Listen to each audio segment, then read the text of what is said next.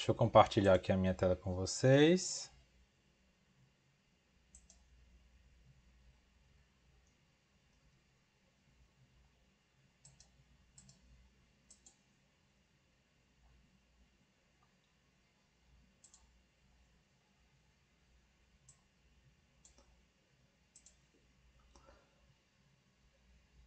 Ok, pessoal, conseguem ver minha tela?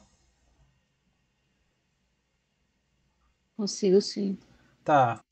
A aula de hoje vai ser um pouco mais curta, gente. Esse capítulo é mais curtinho. Na aula de hoje a gente vai tratar do ICMP.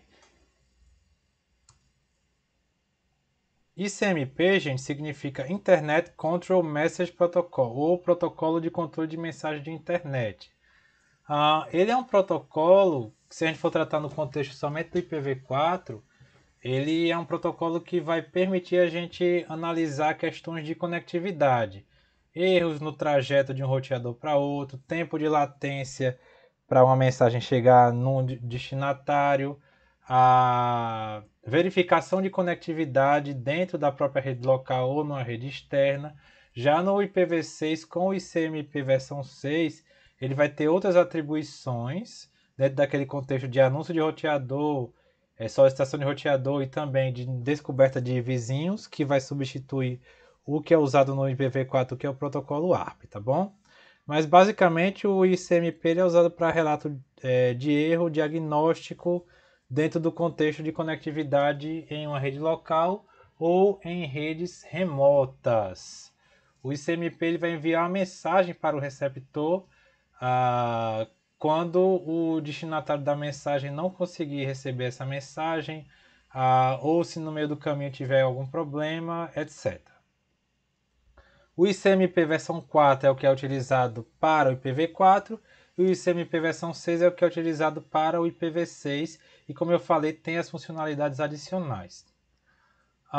No contexto das mensagens do ICMP, gente, a gente pode tratar de algumas questões como acessibilidade do host. Lembra, o host é o computador envolvido. Computador, um tablet,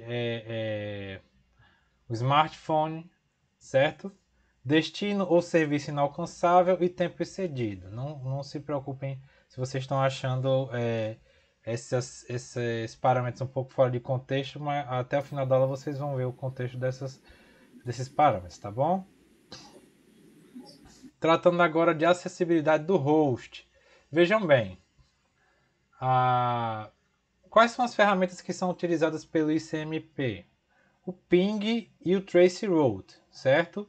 Elas vão verificar a conectividade, tempo de entrega dos pacotes, conseguir traduzir o caminho da origem até o destino. Então, a mensagem ICMP ela é usada para testar a capacidade de acesso de um host em uma rede IP. Então, por exemplo, como é que funciona a comunicação ICMP? O computador de origem ele vai mandar uma mensagem de solicitação de echo, o termo original ICMP echo request. E a máquina destinatária ela vai mandar uma resposta de echo ou echo reply. Qual é o contexto do uso de eco? É uma analogia com o eco acústico, onde o som ele é refletido de volta após a sua emissão, certo? O eco trata disso. Então, nessa figura aí vocês podem observar um computador H1, host 1, mandando uma mensagem para o host 2 em uma rede remota, certo? 192.168.10.1/24, mandando uma mensagem para 192.168.30.1/24. Ele vai mandar um ping para esse computador destinatário, echo request, solicitação de eco, e vai receber uma resposta de eco desse computador destinatário, echo reply. Ok? Mas existem algumas situações, gente, onde um host ou um gateway daquela rede local recebem um pacote que eles não podem entregar e aí eles mandam uma mensagem ICMP de destino inalcançável, notificando a origem que o destino ou aquele serviço não pode ser alcançado, perdão. E aí tem alguns códigos de erro que vão especificar qual foi o problema. E aí pode ser a rede que está inalcançável, o host, algum problema de protocolo ou algum problema de bloqueio de porta, um firewall, por exemplo. Certo? A mesma coisa no ICMP versão 6. E aí, gente, só para contextualizar um pouco mais para vocês,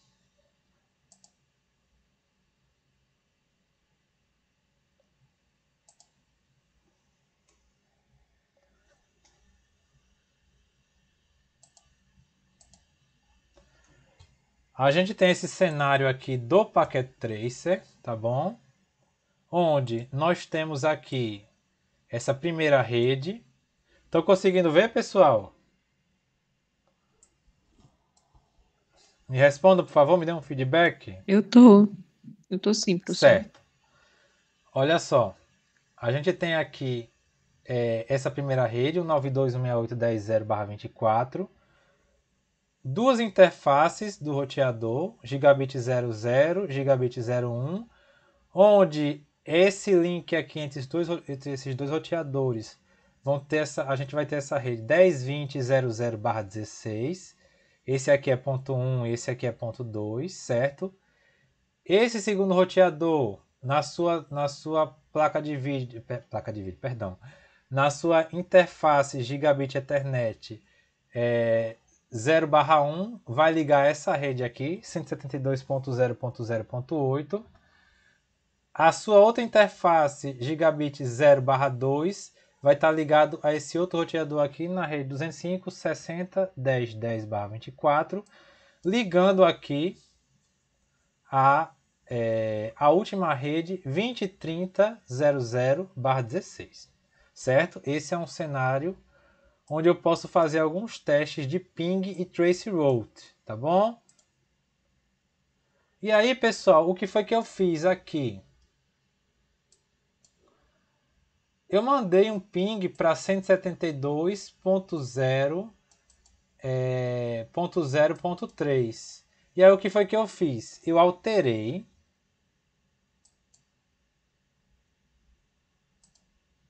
propositadamente, certo? O IP da interface que ligava essa rede aqui. Quando quando a rede destinatária não está em alguma das tabelas de roteamento dos roteadores ao longo do caminho, ele vai dar esse erro aqui, ó. Perdão. Destination host unreachable, certo? O host destino ele está inalcançável, ok? Então, no caso aqui, esse erro de host inalcançável foi porque eu fiz a alteração aqui de propósito e coloquei uma outra rede aqui na interface do roteador que não faz parte dessa rede aqui. Essa rede é 172.0.0.0 e eu alterei aqui para 172.0.0.0.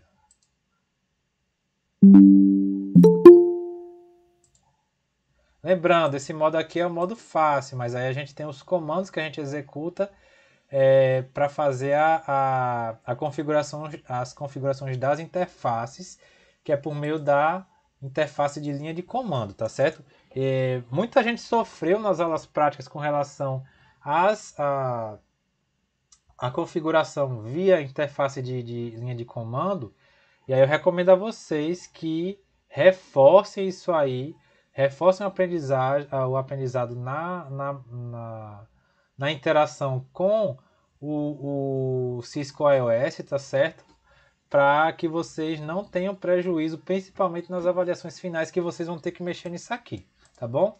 Ao longo de todo o conteúdo ministrado lá ao longo dos capítulos, tem várias práticas que vocês podem fazer.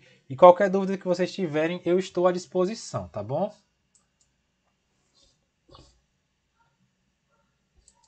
Só por curiosidade, gente, eu fiz toda a configuração aqui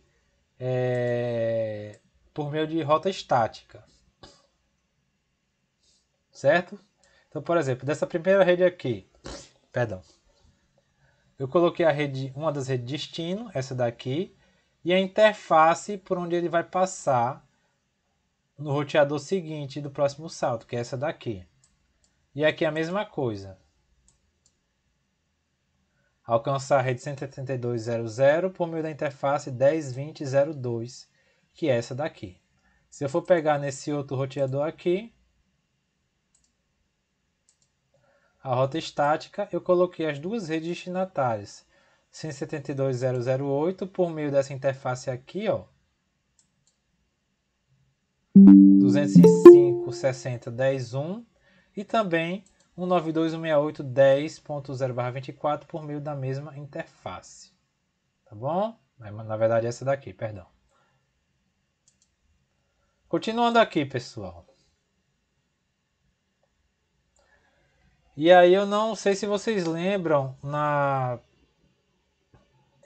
aula sobre camada de rede, existe um campo chamado TTL, Time to Live, que ele é expirado, reduzido em 1, conforme ele vai passando de roteador a roteador até chegar no destinatário final. Quando esse campo ele chega a 0, certo?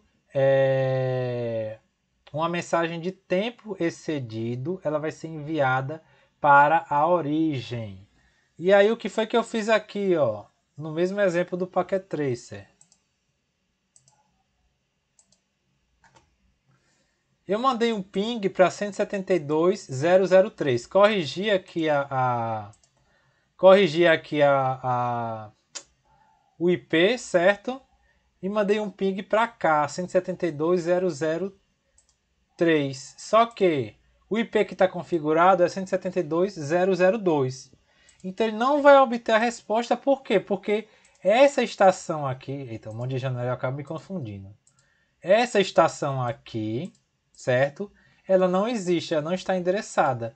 Então, foram enviados 4 pacotes, recebidos 0, perdidos 4.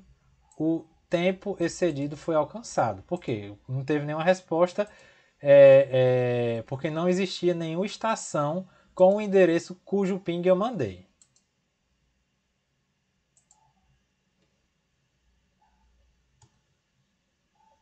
Certo? E aqui só para ressaltar a questão do TTL. O TTL é especificado, o máximo que pode ser 255, e aí vai depender, gente, da configuração da rede até chegar ao destinatário, tá certo? Quando a gente manda o comando ping, o valor do TTL vai mudar. Eu vou falar isso com mais detalhes mais adiante. E aí, conforme ele vai passando roteador a roteador, ele vai diminuindo esse valor até chegar em 0. E aí, se por um acaso ele não receber uma resposta do destinatário, aí ele acusa esse erro do tempo excedido, tá bom? Ó, a gente falou agora de... Pessoal, vocês estão me ouvindo, né? Sim. Ok. Sim, professor.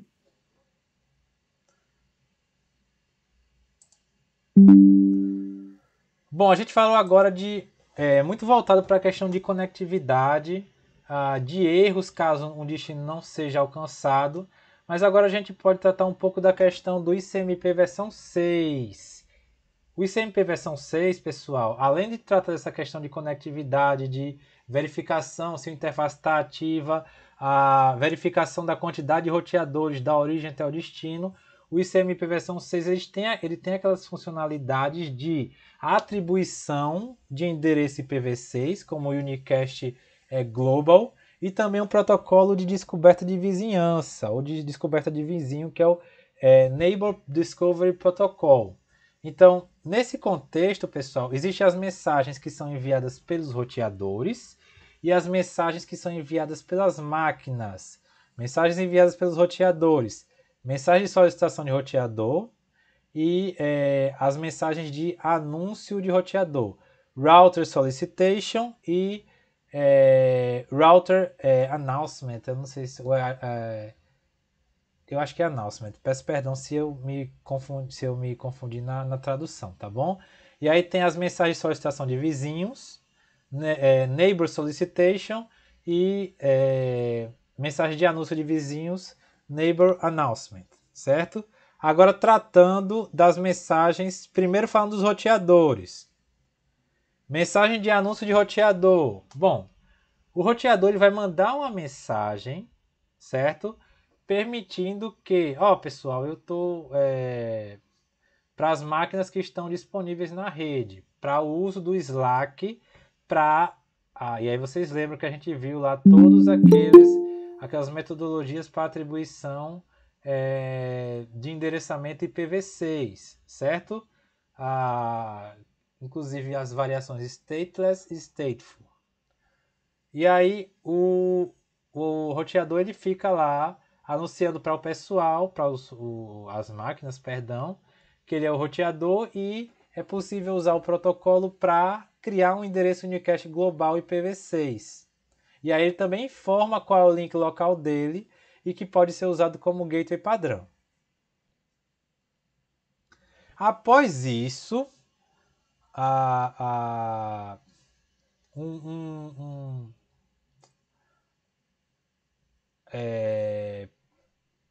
após esse anúncio do roteador, certo? Existe a solicitação de roteador, Router Solicitation. Então, o computador que tem interesse em receber o endereço IPv6, certo? Ele quer saber se existe algum roteador IPv6 na rede e aí ele quer obter as informações de endereço IPv6, ou seja, a atribuição do endereço IPv6 para ela de maneira dinâmica. E aí o R1 manda outra mensagem de anúncio de roteador, atribuindo o endereço Unicast Global para ele, certo? Então, o roteador vai mandar uma mensagem de anúncio de roteador, ocorre a comunicação com o computador, que vai solicitar aquelas informações e vai ser atribuído a ele o endereço Unicast Global ou mesmo outras informações como o link local desse roteador para usar como default gateway, certo? Agora, tratando das mensagens com relação às máquinas. Network Solicitation, Network Announcement. Então, o dispositivo ele recebe o endereço Unicast Global, tá certo? E aí ele pode verificar, por exemplo, se ocorrer alguma falha, um endereço duplicado para as estações, com relação às estações que também fazem parte daquela rede. Então ele vai mandar uma mensagem chamada NS, Neighbor Solicitation, com o seu próprio endereço Unicast Global como destinatário para os outros dispositivos da rede. Se por acaso o outro dispositivo da rede tiver esse endereço aí, ele vai responder com a mensagem network, aviso de vizinho, me escapou o termo em inglês agora, notificando que aquele endereço está em uso e aí o computador precisa se comunicar novamente com o roteador para receber outro endereço Unicast Global, tá certo? Além do mais, é utilizado o protocolo ICMP versão 6 para determinar o endereço MAC destinatário, certo? Então, por exemplo, nessa parte aí da direita, o roteador envia uma mensagem de Network Solicitation para resolução de endereço. Quem tiver o endereço IPv6 2001, DBO, Itacad, poderia enviar seu endereço MAC. E aí, a partir disso aí, os endereços MAC eles são informados pelas máquinas. Eu preparei esse resumo aqui, que eu sei que essa parte ela é um pouco complicada, certo? Especificando qual o papel de cada tipo de solicitação. Tratando aqui dos roteadores. Router Advertisement, aviso de roteador. Qual é a função? O roteador envia anúncio para informar a presença de roteadores e fornecer informações como prefixo de rede, parâmetro de configuração, tempo de vida, certo? Basicamente, principalmente a questão do endereço Unicast Global e o seu endereço de link local, que pode servir como o default gateway. Quem envia, o roteador IPv6, quem responde, host IPv6. Qual é o objetivo? Fornecer informações essenciais ao host para configuração automática de endereços como Unicast Global e também para o default gateway, certo? Agora esse aqui da esquerda, Router Solicitation, solicitação de roteador. Só um instante, viu, pessoal? É usado pelos hosts para descobrir os roteadores disponíveis na rede. Ele vai enviar, certo? Ele vai servir também como resposta ao aviso de roteador. E aí inicia a descoberta de roteadores, solicitando que os roteadores enviem o Router Announcement. E aí, falamos dos roteadores, agora dos vizinhos. Neighbor Advertisement, ou aviso de vizinho. Função: responde a uma solicitação de vizinho ou anuncia uma mudança no endereço MAC associado ao endereço IPv6. Quem envia? Vizinho, host ou roteador. Quem responde? Hosts IPv6 ou roteadores IPv6 que solicitaram informação. Objetivo: fornece as informações solicitadas ou anuncia uma mudança no mapeamento dos endereços. E para finalizar, Neighbor Solicitation, solicitação de vizinho, que é usado pelos hosts, pelas máquinas, para descobrir o MAC de um vizinho ou verificar a disponibilidade de um vizinho na rede, verificando também a sua singularidade, aquela questão do endereço IPv6 duplicado, tá bom? Quem envia? Host IPv6, quem responde? O vizinho com o endereço IPv6 especificado. Objetivo: solicitar informações a um vizinho como seu endereço MAC ou verificar a singularidade, tá bom? Dito isso, pessoal, vamos ver aqui a parte de testes utilizando as ferramentas do ICMP, que são o ping e o traceroute. O ping, quem já jogou algum jogo online sabe que o ping é uma ferramenta para você verificar a latência. Se o ping estiver muito alto, vai dar muito lag no jogo, pode ter problema de desempenho, então é uma ferramenta que... Perdão, quem joga trabalha muito com ela, tá certo? Então o ping, ele é um utilitário de teste, tanto para IPv4 quanto para IPv6, que vai mandar uma mensagem, uma solicitação de echo ou echo request, e vai receber um echo reply, testando a conectividade entre os hosts. E aí ele vai fornecer um tempo uma taxa de sucesso. O padrão é mandar 4 pacotes, certo? Mas você pode colocar mais, além do tempo de cada um desses pacotes e o tempo médio de ida e de volta. Se por um acaso o host destino não responder, ele vai informar lá que o tempo foi esgotado e a mensagem não foi recebida, certo? E aí existe uma particularidade que o primeiro ping ele demora mais por causa da questão do ARP ou da descoberta de vizinho, antes do ICMP mesmo ele ser executado. E aí eu trouxe aqui alguns exemplos para vocês. Eu fiz alguns testes de ping, pessoal. Primeiro, eu mandei um ping para o site do IFPB. O site do IFPB ele está fora do ar, tá certo? Aqui ele faz a resolução, ok? Quem faz isso é o protocolo DNS, a partir fazendo a conversão entre nome e endereço IP. Quando a gente for ver a parte da camada de aplicação, vocês vão ver isso com mais detalhes, certo? Aqui, enviado 4 pacotes, recebido 0, perdido 4, 100% de perda. E aí eu mandei um ping para um servidor mais próximo, o Jornal da Paraíba, por exemplo. E aí ele mandou o ping. Observem aqui o tempo de resposta, ó. 20 milissegundos. 16, 18 e 20. E o TTL, que seria o tempo máximo, o tempo máximo a quantidade de saltos máxima, certo? Como a rede está mais perto, o TTL é mais baixo, tá bom? E aí, o O mínimo foi 16 milissegundos, o máximo 20 e a média 18 milissegundos.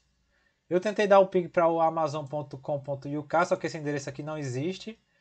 Eu não sei se é co.uk, enfim. Aí eu fui e mandei um ping para a Amazon do Japão, certo? O que é que vocês conseguem observar aqui?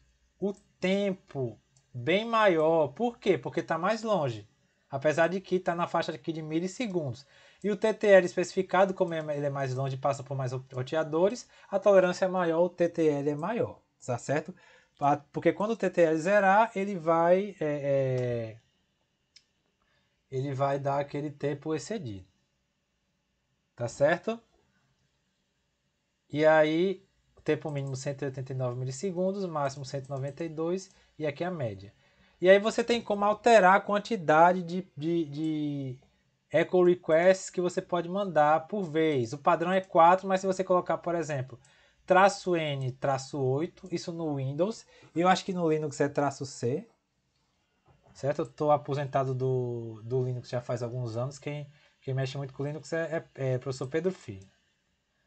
Aqui o endereço do YouTube em IPv6, certo? E aqui o tempo de resposta. Podemos observar que ele é menor do que aqui o da Amazon japonesa, mas ele é maior do que um servidor local daqui da Paraíba, mais próximo, que é o do Jornal da Paraíba, com um tempo bem menor. Pessoal, vocês estão acompanhando? Alguma dúvida até agora? Tudo tranquilo?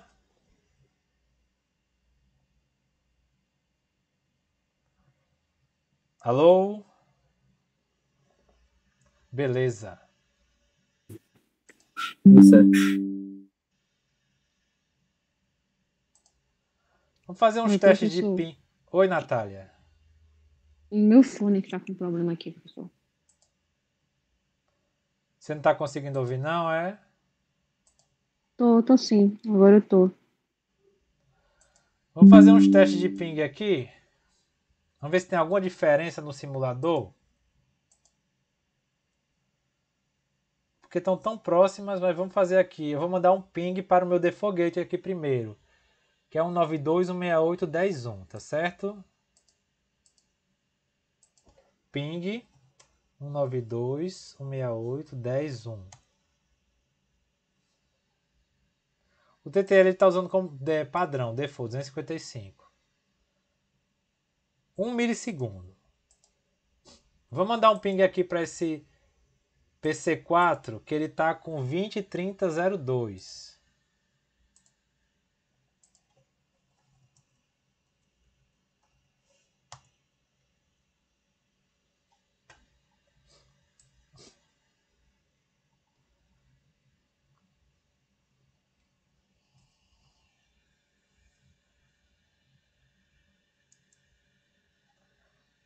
Ó, teve aqui algum problema que ele perdeu 2 pacotes. Vamos tentar de novo? Beleza. Observe aqui que esse segundo aqui, ele acabou com um tempo maior. Não sei porquê, se é alguma especificação do simulador, mas enfim, o tempo, a média, acabou ficando maior do que essa daqui. Ok?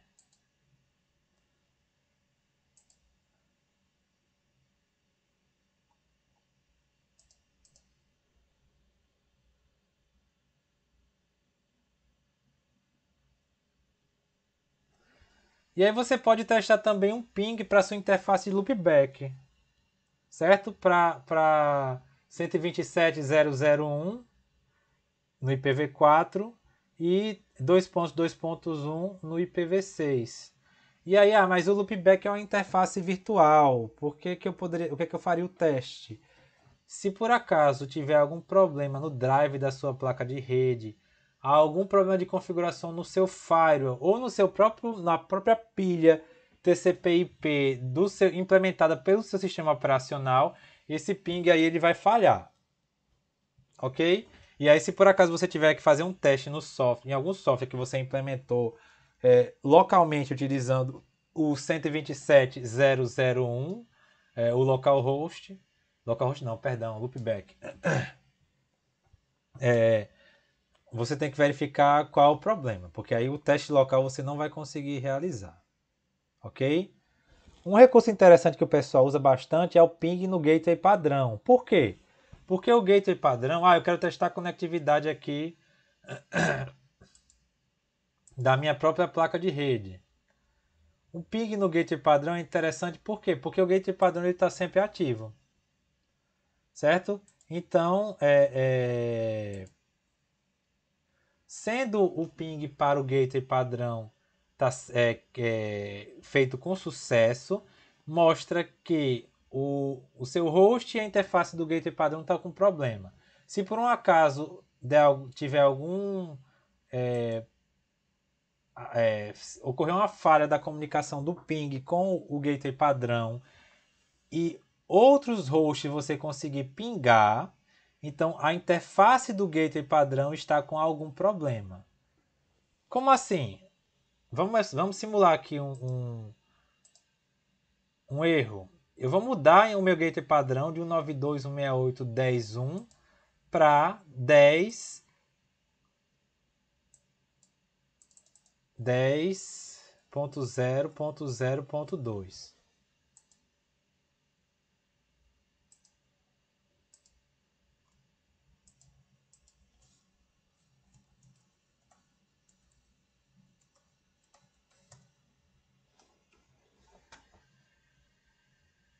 Ele não vai conseguir pingar por quê? Porque está fora da rede. Eles não estão na mesma rede. Vamos mudar de volta aqui.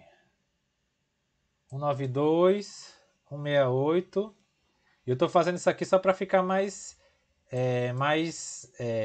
dinâmico, viu, pessoal? Mas o certo é a gente fazer toda a configuração utilizando a interface de linha de comando. Interface gigabit Ethernet 0/0/0, IP address com a máscara no final.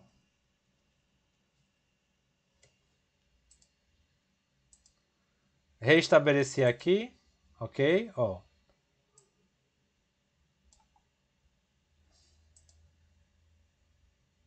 Vou mandar um ping de novo para ela.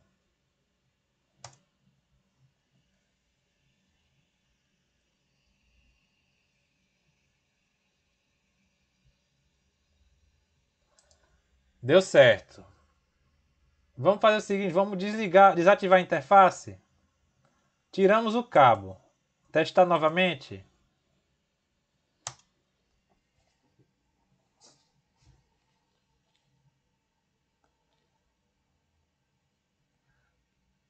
Ok. Gente, uma pergunta para vocês. Se eu tenho uma rede com vários computadores e eu quero testar a conectividade de todas as máquinas, como é que eu posso fazer isso? Sem precisar mandar um ping para cada um dos endereços IPs, manda para um e manda para outro. Como é que eu posso fazer esse teste de uma única vez?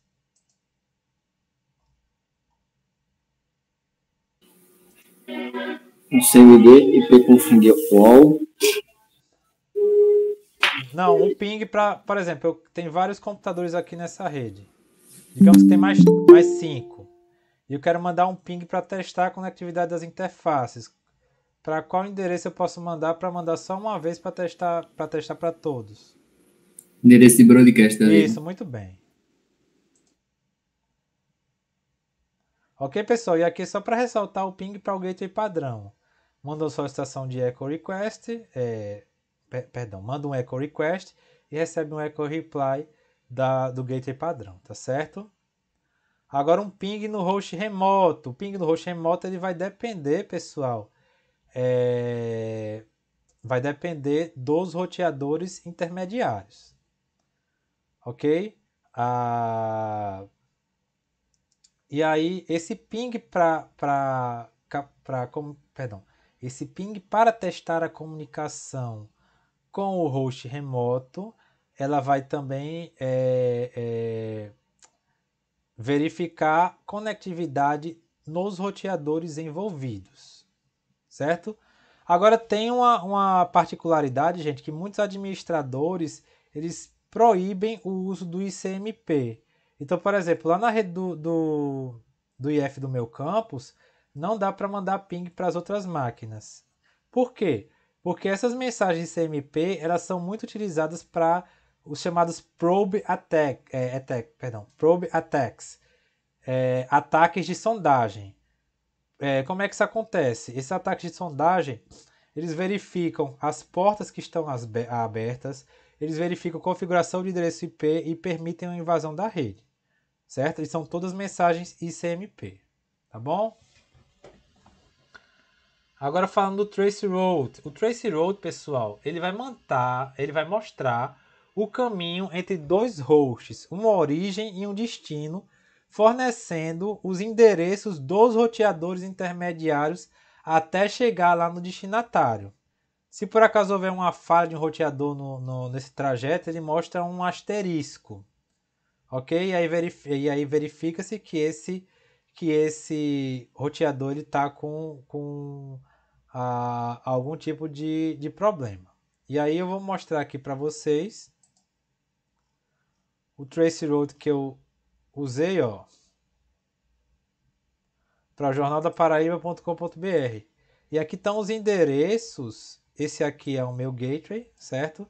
Aqui estão os endereços dos roteadores intermediários. E aqui tem o que se chama de domínio reverso, que é diferente do DNS tradicional, que a DNS tradicional, a partir do IP você consegue, a partir do nome você consegue o IP, no DNS reverso ele vai, a partir de um IP ele consegue o nome de domínio, mas isso aqui fica para os próximos módulos, eu não vou me estender nesse assunto nem me aprofundar não, tá bom? E aqui, pessoal, eu fiz um traceroute para a Amazon do Japão. E aí vocês podem observar que a quantidade de roteadores envolvidos.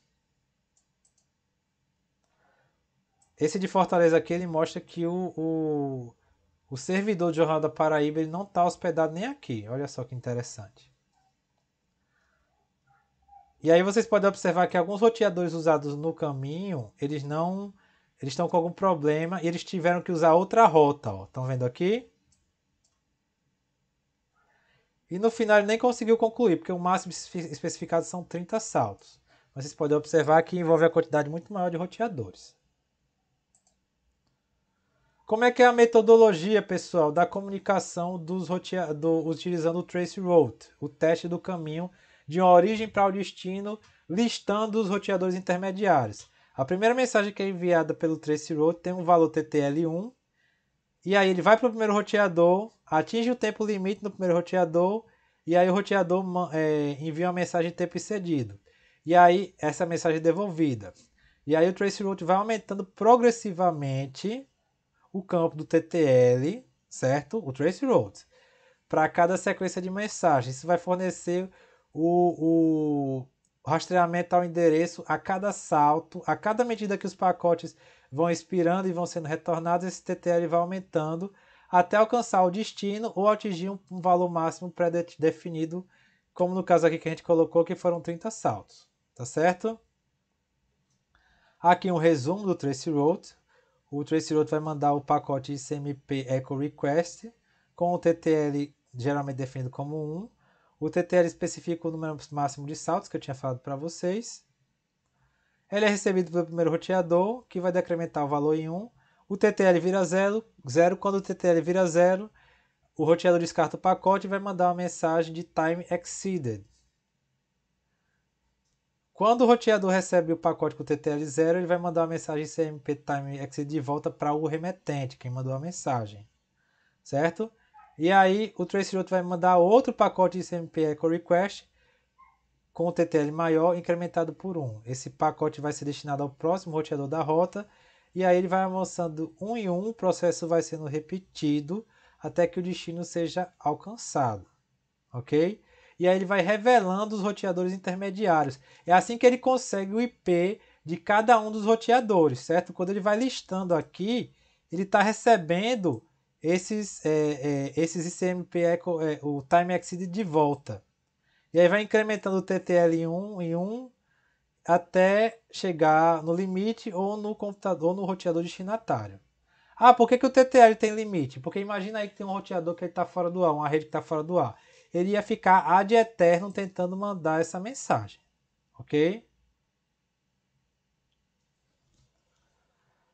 Pessoal, ficou alguma dúvida?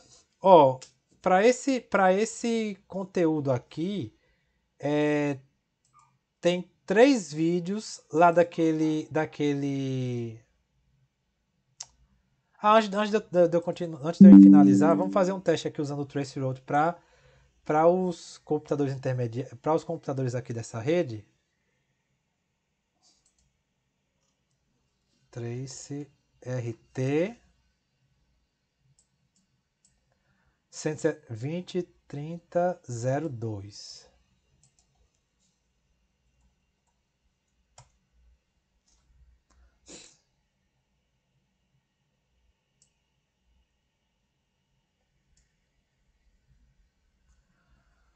Olha só ele listando os roteadores, ó. Pessoal, tá dando para ver essa tela do prompt de comando? Eu sempre tenho que ampliar aqui o celular. Deixa eu Voltar botar para aqui ver. a configuração. Eu vou usar a lupa. Não, eu tenho que fazer a configuração aqui. Eu vou usar a lupa mesmo. Não, mas eu vejo só É porque você tá no celular, né? Ou tá no computador? Celular. Aqui tá no computador, acho que é mais difícil. Pronto, pessoal, olha só. Olha os roteadores que fazem parte. Primeiro, 192.168.10.1, que é o Default Gateway, aqui. Confere. Certo. 10.20.02.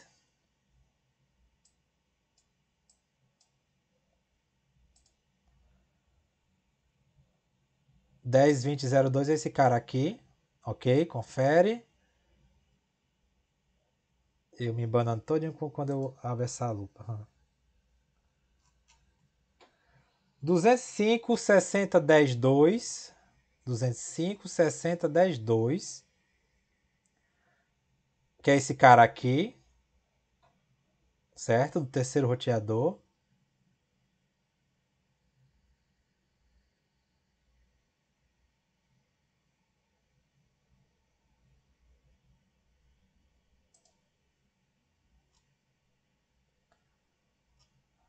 E o 20.30.02, que é aqui a interface, o Default Gateway do computador destinatário.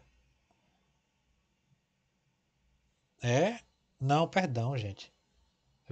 Aí é 20.30.01. 20.30.02. Deixa eu tirar essa lupa aqui, só um instante. Eu acabo me embananando aqui. Perdão, o 20.30.02 é o destinatário da mensagem, tá certo? Então aqui ele vai listar todos os roteadores envolvidos, no caso são 3, e o destinatário final da mensagem. Vamos fazer um trace RT para cá?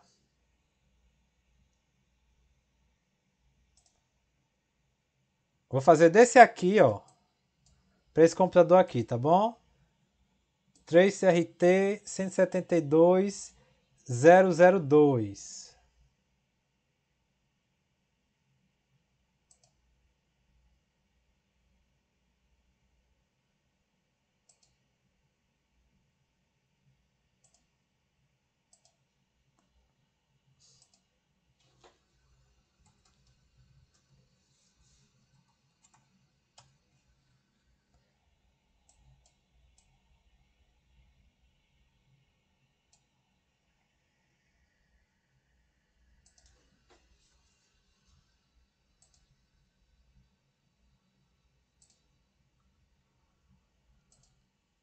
Ó, o primeiro roteador, 20.30.01. Quem é 20.30.01? É o default gateway da rede, esse cara aqui. Confere. Qual é o próximo? 205.60.10.1. Essa é a interface do segundo roteador aqui. E aí o trajeto é mais curtinho e já mostra o destinatário aqui. Ficou claro aí, pessoal?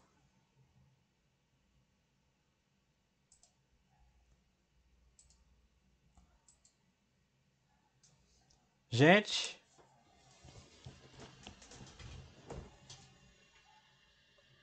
pessoal, me dê um retorno, por favor. Ah, tô dando joinha, né? Beleza. Deixa eu parar aqui minha apresentação. Parar de compartilhar a tela com vocês. Olha só, pessoal. Ou melhor, deixa eu compartilhar de novo.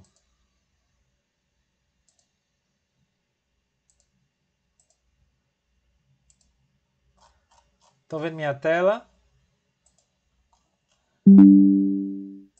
Aqui vocês estão vendo, pessoal, a plataforma do NetAcad. É só para relembrar para vocês os módulos que a gente finalizou até hoje, tá certo? O módulo 1, que é do capítulo 1 ao 3, Comunicação e Conectividade de Rede Básica. 4 ao 7, Conceito de Ethernet. 8 ao 10, Comunicação entre Redes. E 11 ao 13, Endereçamento IP. Semana que vem eu vou ministrar a parte de camada de transporte, tá certo? Que é o capítulo 14. Depois disso, só vão faltar os capítulos 15, 16 e 17, que a gente vai continuar em janeiro. Eu não lembro se é 20 de janeiro que eu especifiquei. Deixa eu só dar uma olhadinha aqui. Mas eu aviso no grupo. Dia 17 de janeiro. E aí o que é que eu vou fazer? Professor, licença. Oi. O senhor já liberou esse do 11 ao 13? Não, eu vou liberar hoje. Ah, sim. E aí o que é que eu vou fazer com vocês, tá certo? Eu vou liberar. E aí quem quiser fazer de novo a atividade, quem não ficou com nota boa, as avaliações, quem não ficou com nota boa, vocês vão ter a oportunidade de fazer novamente. Quem já fez e tirou nota boa, lembrando que a última é que permanece. Então, vocês tomem cuidado com isso. Então, eu vou liberar esse exame aqui. Eu vou liberar esse exame aqui. Eu vou liberar esse exame aqui. E eu vou liberar esse exame aqui até o dia...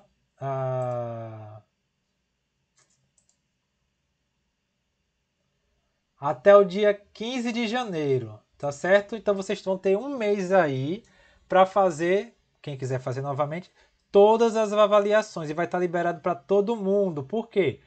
Eu não tive tempo, tô atrasado. Eu sei que nem sempre dá para a gente acompanhar e você acaba acumulando. E aí vocês vão utilizar esse período aí de férias, certo? Ou recesso, para atualizar o conteúdo e atualizar, melhorar as notas de vocês. Isso serve até para um estímulo para quem não está conseguindo acompanhar. Eu vou reforçar essa mensagem no grupo. E aí vocês reforcem aos colegas de vocês, alguém que desistiu. Eu peço que vocês reforcem que eu estou dando essa chance, tá bom? Ficou claro, pessoal? Sim, então é até o módulo do 11 ao 13 que tem avaliação, não é isso, professor? Isso, são 1, 2, 3, 4 avaliações que vocês vão fazer. Só que ainda sobram mais 2 que a gente vai fazer depois das férias, quando a gente continuar o nosso conteúdo, certo. Tá certo? Mas para colocar em dia é até o 13, não é isso? Até o 13, exatamente. Tá bom, então. Depois disso, vocês têm mais 2 avaliações, certo? São 3 notas, lembrem bem. Ok, pessoal? Deixa eu encerrar aqui a minha gravação no OBS.